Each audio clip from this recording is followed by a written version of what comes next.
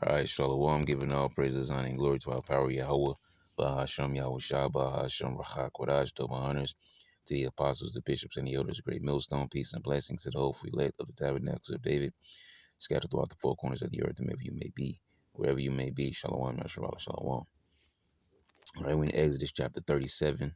Well, it's in the NOT. I didn't intend it for it to be in the NOT, but it was already up, so it doesn't really matter. But yeah, we're going to try to cover maybe two, possibly three, because these chapters here, like I said, these are repeat chapters of what we've already gone through, which is why they're so short, all right? Because they're kind of just kind of compacted of what was already before. So it was really more so just a quick read. So, and you see right here, Exodus 25 right there.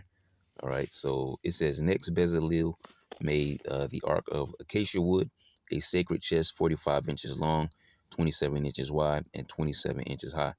He overlaid it inside and outside with pure gold, and he ran a molding of gold all around it. He cast 4 gold rings and attached them to its 4 feet, 2 rings on each side. Then he made poles from acacia wood and overlaid them with gold. He inserted the poles into the rings at the sides of the ark to carry it.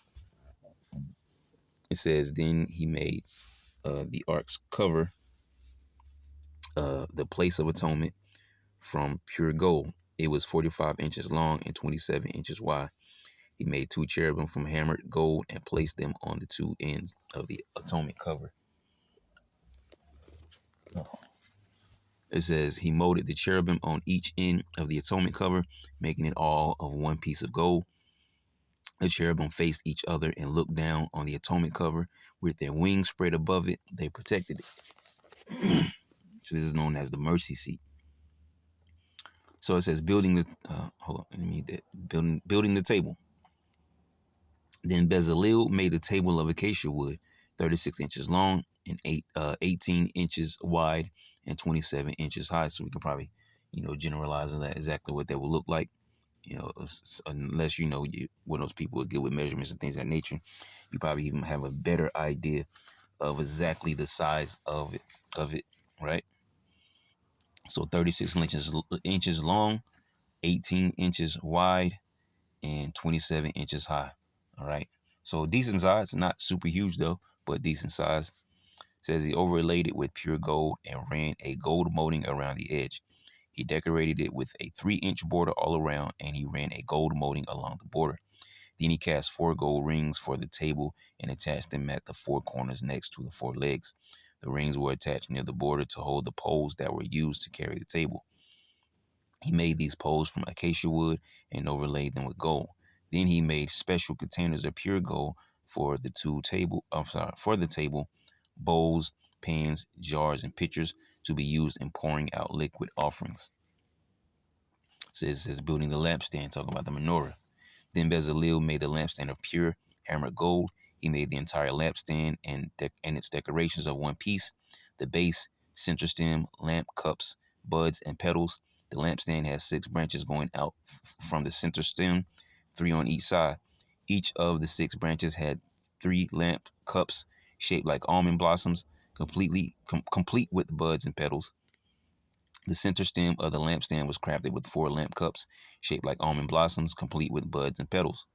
There was an almond bud beneath each pair of branches, where the 6 branches extended from the center stem, all made of one piece, because you have the base, you have the center stem going up, and then the 3 on either side, those 6 will come out from that one in the middle. The one in the middle is the only one that's attached to the base of the menorah.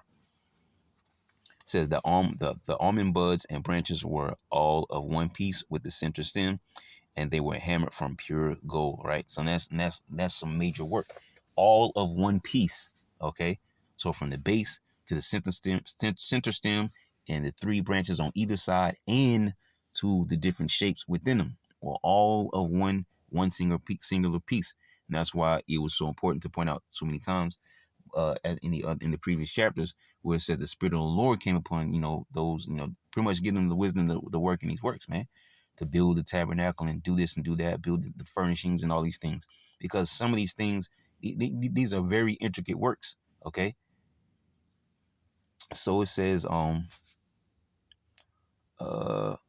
23 says he also made 7 lamps for the lampstand, lamp snuffers, and trays, all of pure gold.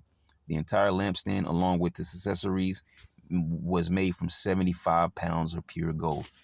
And it says building the incense altar. Then Bezalel made the incense altar of acacia wood. It was 18 inches square, and 36 inches high. All right, so it was 18 inches on all 4 of the sides, and it's set 36 inches high. Okay, off of the ground. It says with horns. Excuse me.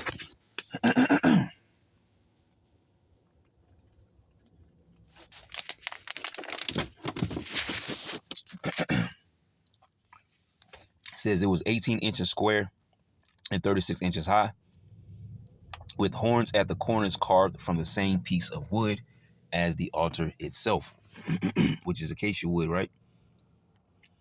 It says he overlaid the top sides and horns of the altar with pure gold, and he ran a gold molding around the entire altar. He made 2 gold rings and attached them on opposite sides of the altar below the gold molding to hold the carrying poles. He made the poles of acacia wood and overlaid them with gold. Yeah, because that was a constant thing you would see rehearsed. All right, the four gold rings and the 2 poles, because you would stick the once the poles are made, the rings are set there attached, and then the poles are made and they're stuck in there. They never come out. They stay in there because that is how they will move. All right, any thing like the Ark of the Covenant, for example. Last verse says, then he made the sacred anointing oil and the fragrant incense using the techniques of a skilled incense maker. All right. So, and that, like I said, straightforward read, because we've already gone through it. It's not really anything to talk about that we haven't talked about in the previous chapter. So it's just a straight read there, just reiterating one of those earlier chapters, because this is going to the actual construction of it. Before, it was just mentioning, the dimensions and things of that nature. These chapters where you see the repeat is the actual making of these things, but it's pretty much the same thing. All right, so that was it for this chapter. So, shalom.